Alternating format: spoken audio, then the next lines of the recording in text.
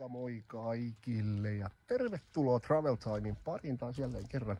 Hei, me ollaan tultu tänne Aulangon näkötornille tänään ja nyt kun mä katson näitä maisemia täällä, niin ne on niin henkeä salpaavia.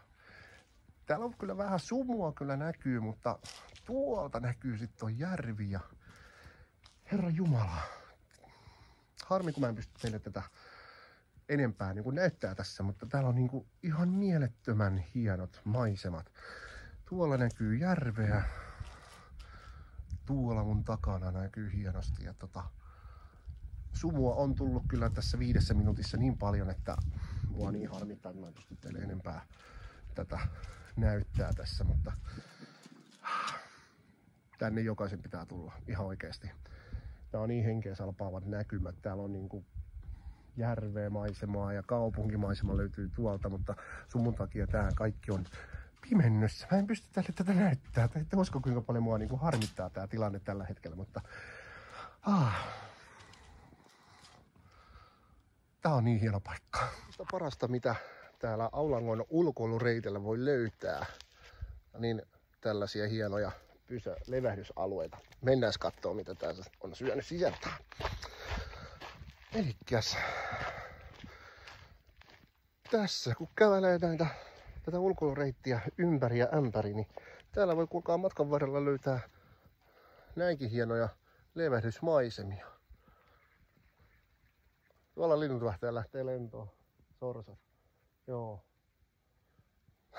Hieno paikka. Ja kattokaa, ne tuli tuohon.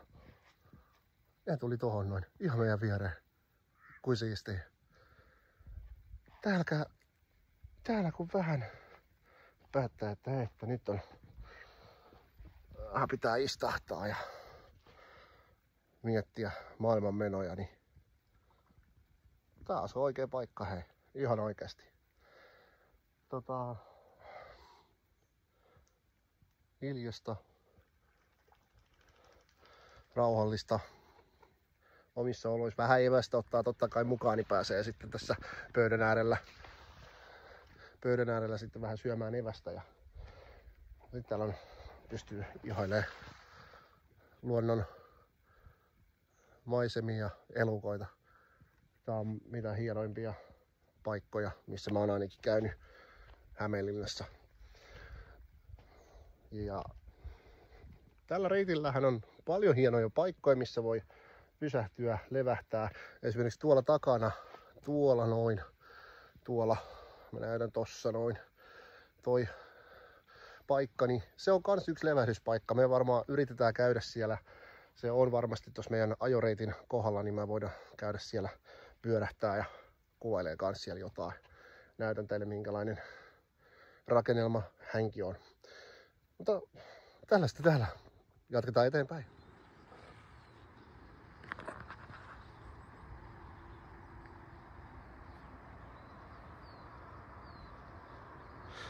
Näin. Ollaan päästy tähän Ahveniston moottoriradalle. Täällä on välillä jotain ajoja. En tiedä miten ne toimii, milloin niitä ajoja on, mutta täällä välillä käy autot pyörähtämässä. Ja tää on yksi sellainen paikka, missä voi käydä. En ehkä välttämättä nyt, jos ei hirveästi moottoriurheilusta ole niin kiinnostunut, niin ei välttämättä ehkä sitten kannata tulla, mutta täällä on kivat maisemat, näkyy kaupunkia jonkun verran, mutta pääasia miksi me tänne tultiin on tuolla puitten takaa näkyy. Se on Ahveniston hylätty hyppyritorni. Ja tänne ollaan saavuttu. En nyt tiedä onko tämä minkälainen nyt nähtävyys. Voiko olla mikään nähtävyys, mutta niin joka tapauksessa mennään katsomaan mitä tää torni on oikein. Mitä tää niinku on, mitä täällä on, mä en tiedä. Mielenkiintoista nähdä, päästä niinku katsomaan tätä hylättyä tornia oikeastaan läheltä. En ole ikinä täällä ennen itsekään ollut. Ja onhan tää nyt aika massiivinen rakennus. Tosi iso. Ja tuskin tonne ylös pääsee. En usko, että täällä paljon niin kuin nähtävää oo, muuta kuin tää itse Hyppyrimäki. Onhan tää nyt hieno massiivinen rakennus kaiken kaikkiaan. Täällä on varmasti jonkinlaista tuhotyötäkin on tehty. Nuorisoa täällä liikkuu jonkun verran ilmeisesti. Nimittäin graffitteja on tehty.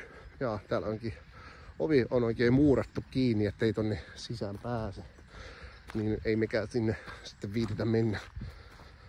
Mut siis onhan tää nyt herra jumala massiivinen rakennus. Kattokaa nyt. Tonni asti menee. Mitä tää on korkea? 60 metriä. Olisiko siinä jopa enemmän? En mä tiedä. 60 metriä. Olisiko? Voi olla. Tai enemmänkin. En mä tiedä. Tää on siis tosiaankin Joo, tää on muurattu kiinni. Ei tonne sisälle pääse ollenkaan.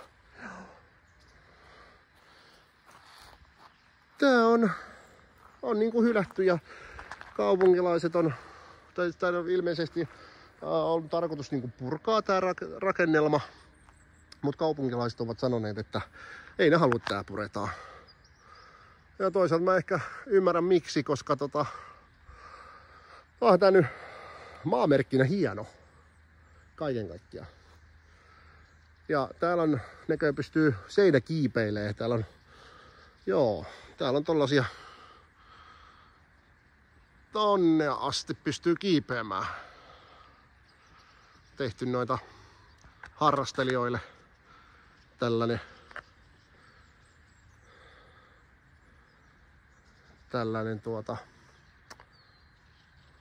hieno harrastus. Seinä. Miksei? Tämähän on ihan loistava paikka harrastaa. Täällä on vaan mettää ympärillä. Aukioa. Ja sitten tää yksinäinen Hyppyrimäki. Kyllä täällä kannattaa harrastaa. Tää on erittäin luovasti tehty. Kyllä, 10 plus sille. Kiertää sitä ympäri, niin katsotaan. Onko täällä mitään muuta takana. Ei oo. Joo, ei. Tää on vaan torni ja tossa on ilmeisesti ollut joskus ikkunoita, jotka on pistetty paskaksi. Ai että, huono juttu. En tykkää kun tällaisia rakennuksia rakennetaan sitten, kun tulee hylätyksi, niin miksi tää pitää rikkoa? Ei oo hyvä juttu. Antais nyt vaan olla. Ja oikeesti. Oi joku. Joko on rakentanut ja joko on rikkonut. En tykkää tästä. Hei, ei kannata rikkoa. Ihan oikeesti. Nyt tässä on tällainen polku vaan, joka vie jonnekin tonne mettään. Ei tässä sen kummempaa. Tällainen tää on.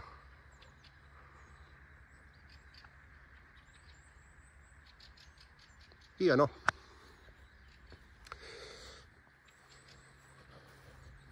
Kyllä. Ei tässä muuta. Tää on kyllä hieno paikka. Mennään tonne kokeillaan käydä tuolla ihan päässä. Katsotaan vielä, että olisiko siellä mitään nähtävää. Okei, täällä on omenoita.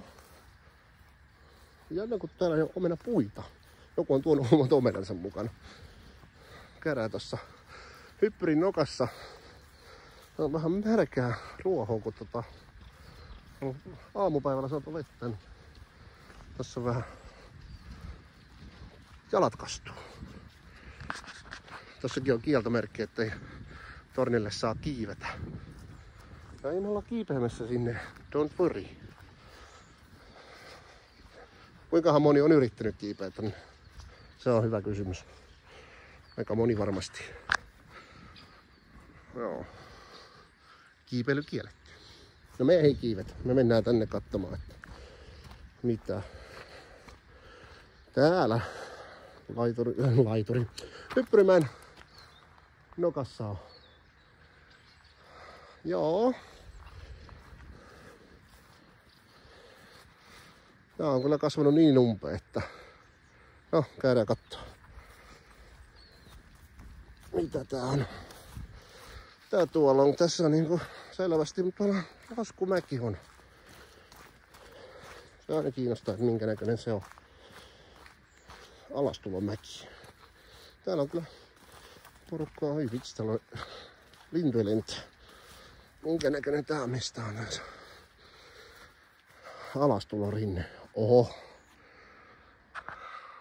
Joo. Niin, mitä vois sanoa?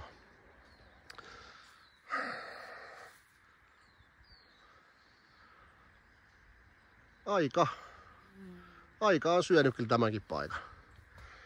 Huomaa, että luonto ottaa omansa. Kaikki on kasvanut ihan umpeen ja mitään täällä ei oo. Valitettavasti. Katsotaan, saaks mä vähän zoomattua teille. Saanhan minä. Tollanen tää Hyppyrimäki on nyt sitten. Ei tuolla mitään. Harmi. No, tällaista on. On tää kyllä hieno paikka silti.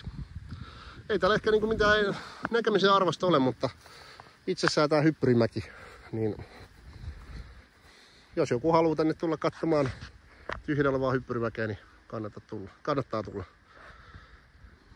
Tää on ihan näkemisen arvoinen paikka kans mun mielestä.